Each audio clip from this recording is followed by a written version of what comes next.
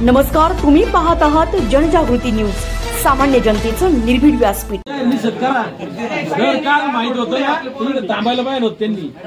आज संपूर्ण महाराष्ट्रभर सकल हिंदू समाजाने ठरवलं होतं की आपण आज तहसील कार्यालयामध्ये जे बांगलादेशमध्ये आपल्या हिंदूंवर जे अत्याचार चाललेले त्याच्या विरुद्ध आपण पूर्ण महाराष्ट्रामध्ये आज आपण निवेदन देणार होतो आणि सर्व महाराष्ट्रामध्ये सर्व तहसीलदारांना माहित होतं की आजचा दिवस आपण हे निवेदन द्यायला येणार आहे आणि सगळीकडे टाइम 10 किंवा 11 वाजताचा होता।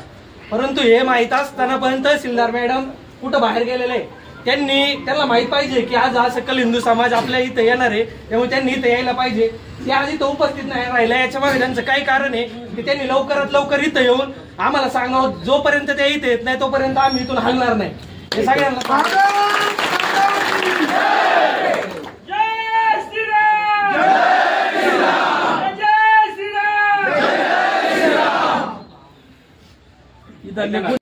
निवेदन द्या। माहित होतं पण हे पण चुकतं ना, बातमीला प्रचाराला माहित होता, माहित जाणून बुजून तहसील कार्यालय सोडून गेले। आपला मोर्चा कधी निघणार होता? जर हा विषय वेगळा असता, पुढं हप्ते वसूल करायचे असले तर तहसीलदार प्रथम तहसील हजर असतात आणि हिंदू धर्माचं जास्त सर्व हिंदू धर्माचे सर्व कार्यकर्ते आणि सर्व बांधव आज तहसीलवर मोर्चे घेऊन येत आहेत।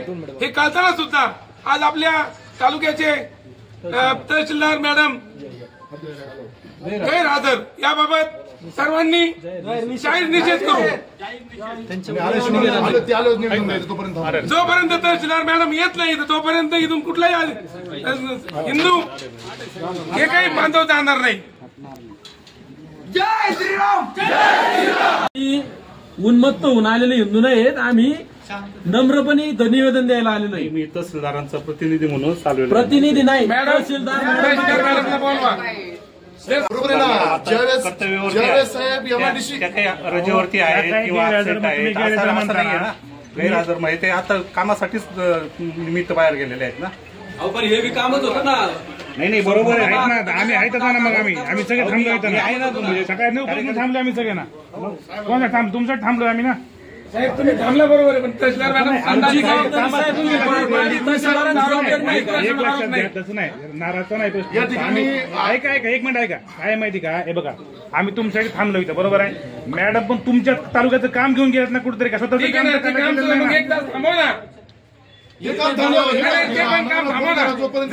सर्वसामान्य व्यक्ती जर प्रशासनाकडे एक लक्षात घ्या, प्रत्येक अधिकारी काय सांगतो, एक मिनिट माझं ऐका तुम्ही, प्रत्येक अधिकारी उत्तर देतो तहसीलदार मॅडम बाहेर गेलेत, मग तुम्ही आज का जबाबदारी घेता आमच्यावाली? तुम्ही त्यांना पुढे करा ना। तसं नाही, तुम्ही प्रत्येक वेळेस काय म्हणता, त्या धंदा अधिकारी बाहेर गेलेत तर आज तुम्ही त्यांना बोलून घ्या। तुम्ही प्रत्येक सर्वसामान्य लोकांना कुपन असेल, रस्ता केस असेल, तुम्ही काय म्हणता, इथे कागद ठेवा तहसीलदार बघू, इथे कागद ठेवा तहसीलदार बघू। आज कोणासाठी चाललेलं आहे? हिंदू समाजाचे अन्याय चाललेले बांगलादेशात, त्यावर संपूर्ण महाराष्ट्रामध्ये मोर्चे चालले। तुमचं म्हणणं आम्हाला मान्य, तुमच्यावर आमच्या आरोप नाही, प्रश्न पोलीस प्रश्न एक मिनिट थांबा जरा, एक मिनिट थांबा जरा।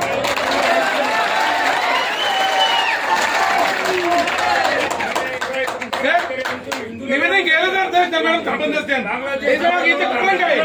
आणि तुम्हाला एक सांगतो, मोदी जर नसते ना तर ते लोक सुद्धा असले अधिकारी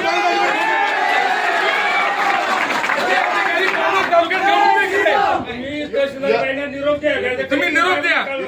या ठिकाणी अधिकारी अधिकारी कोणता आहे? या ठिकाणी त्यांचं सर्वेक्षण या ठिकाणी पारनेर पोलीस स्टेशनचे पोलीस निरीक्षक भावस्कर साहेबांनी त्यांची भूमिका अतिशय स्पष्ट बजावलेली आहे। या ठिकाणी आपलं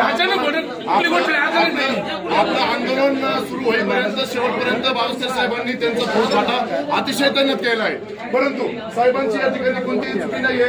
मॅडम या ठिकाणी तहसीलदार मॅडम जोपर्यंत पोलीस प्रशासन अधिकारी परंतु साहेबांनी या ठिकाणी हजर राहणार, अधिकाऱ्यांचा निषेध करून यांना तात्काळ यांची एखाद्या तिथं माणसं नाही ना, हिंगोली सारखं त्या ठिकाणी पाठवून मिळाला, त्यांना माणसाचं दुःख नाही ना। पोलीस प्रशासनाने सर्वसामान्य जनतेचं दुःख नाही, परंतु तहसीलदार मॅडम हे उत्तर आम्ही याचं सर्वांनी एक मिनिट, आपला विषय काय आहे? तहसीलदार मॅडम आले पाहिजे, बाकीचं माहित नाही. शांत बसा. जोपर्यंत तहसीलदार मॅडम येत नाही तोपर्यंत आपण जनतेचं काम झालं नाही उडवणीची उत्तर द्यायची नाही. आडागडे साहेब तुम्ही आलेत ना, तुम्ही त्यांना फोनवर तुम्ही बोलून घ्या, तुम्हाला विनंती आमची. असले अधिकार ठेवायचा अधिकार कोण नाही. हे सर्वसामान्य जर लोकांचं काम नाही करत तुम्हाला तर आमटे हरामखोर हप्तेखोरांचं काम करते फक्त अधिकारी प्रशासन. आम्ही त्यांच्या हाताखाली नोकरी केलेलं आहे. शेतकऱ्याच्या कामासाठी एकही अधिकारी जात आहे तुम्हाला सांगतो. हा, ज्या टायमाला मारामाऱ्या होत्या त्या टायमाला त्या अधिकारी त्याच्यानंतर जाते 2 तास. खाली बसा बरं पहिले. एक जण बोला बरं. या ठिकाणी ऐका ना नाना, नाही. असला अधिकारी निषेध करून तात्काळ आपले पालकमंत्री जे असतील ते आपले आमदार साहेब यांच्याकडे यांचं निवेदन द्यायची, इथून हकालपट्टी करा. कुठं